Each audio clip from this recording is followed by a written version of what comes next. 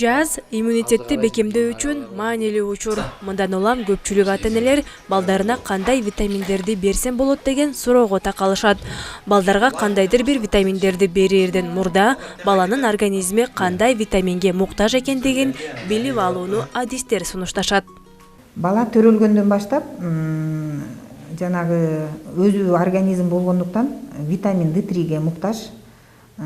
Жайкы мезгилде биз витамин D3-ни күндөн алабыз да. Анан эмеде күздөн баштап жазга чейин биз ата-энелерге рекомендовать этебиз витамин D3ден профилактический целью 1 каплядан 1 мал берип тургула деп. Анан жанагынтип эле балага кичике болуп атат, балам өспөй атат, витаминный комплекс берем деп жөндөн жок бере бербешибиз керек да. Баардыгын биз текшерип ана беришибиз керек.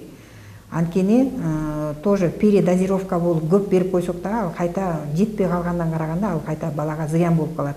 Анткени боорлоруна, бөйрөктөрүнө ал накапливация этип кайта балага зыян келип калат да.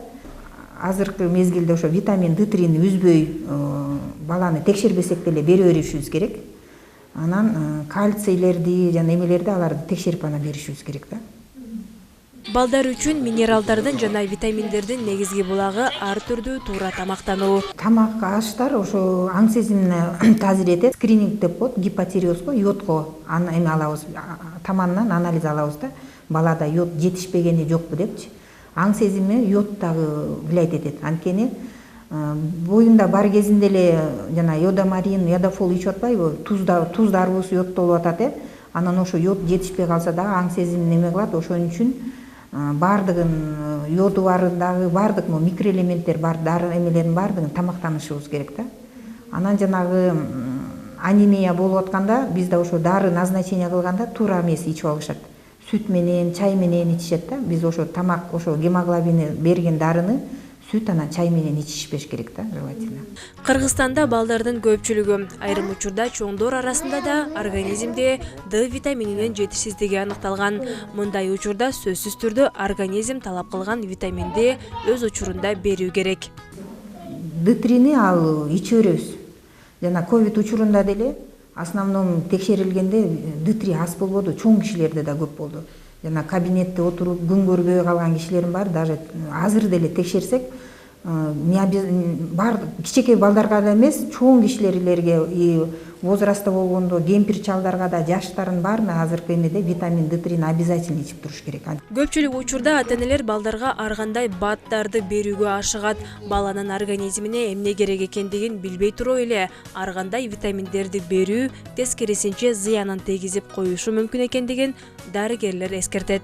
Ошо БАДыны да өз алдынча ичкен да туура эмес. Ал дагы өзүнүн спец бар, нутрилолог дегенчи. Ошо текшерилип, кайсы витамин жетпейт, бул эмеге кайсы витамин ылайыктуу деп анан туура бериш керек да ошо. Кальцийди текшербей эле берип койсок, если нормадан көп берип койсок, ошо накапливация этилип кетет. Почкаларда, печендерде неметилип анан даже ал дагы кальцийдин көп оорусу бар, гиперкальцемия деп коет, даже мышцалар катып сөөктөй болуп калат да. Ошондой да оорулар болуп калат, ошондой кездешет да. Азыркы мезгилде балдар шоколадты, фри картошкасын жана башка ушул сыяктуу фастфуд, зыяндуу тамактарды жакшы көрүшөт. Мындай учурда балдардын организми жетиштүү витаминдерди албай калат. Мен балам тамак ичпей атат, жанагы азыркы немелер баардыгы эле фастфуд жешкенге эмеде пока эметишет. Тамак же деп жазап берсе деле жок, жебейт, какой-то жыты бар экен деп, бирдеке жыт билип калса эле бала ачка болуп турса дагы жебей коюшат. Анан айла жогунан ошо жанагы фастфуд алып берип атабыз дейт да. Но ал фастфудта деле жегени менен ал балада пайдасы жок да. Ошон үчүн өзүнүн возрастной немеси менен балык, жана өсүмдүктөрдөн көбүрөөк кылганга аракет кылышыбыз керек. Анан эт да. Анан биз өзүбүз талас региондо болгондуктан айтып калышат го, бурчак тигесиңер, анан бурчакты жебей эле сатасыңар дегенчи. Эт жок болсо дагы мен этим жок деп кур дегенде ошо бурчак берсек, ошо бурчакта железа көп да. Ошондой эле адистер соңку мезгилде көпчүлүк наристелер аз кандуулук менен жабыркаарын айтышат. Буга катар аутизм менен ооруган бөбөктөр да көбөйгөнү байкалган. Анемия балдар көп, гемоглобин көтөрүп, анан кийин эме ошо гемоглобиндин причинасын билишибиз керек да. Основном еще гельминттер көп да. Ошо гельминттер алып келет эмеге.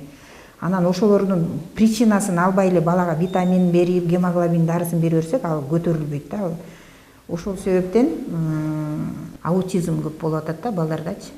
Мен балам 3-кө чыкты, сүйлөбөй атат, анан ыйлак болуп атат дегенде эме кылат. Анан бизде ошо 3-уровеньге невропатологко жөнөткөндө аутизм деп келишет. Бирок аутизмдин дагы түрлөрү бар. Цифровой аутизм, совсем өтүшүп кеткен аутизм дегендер болот. Анан ошо аутизмдин деле ошо эмеси эмеде аял боюнда бар кезинде жанагы анемия менен жүргөн, анан кийин төрөлгөндөн кийин жанагы баланын моторикасы жакшы эметпей, өнүкпөй калган. Ошолдан эң биринчи эле ошо витаминный комплексти бала түйүлдүктөн эле башташыбыз керек да. Жакшы тамактанып, витаминный комплексти ичип башташыбыз керек. Айжамал Байырбек кызы, Чыңгыз Бокошев, Зина Ахматова, Атайын таңкы талас берүүсү үчүн.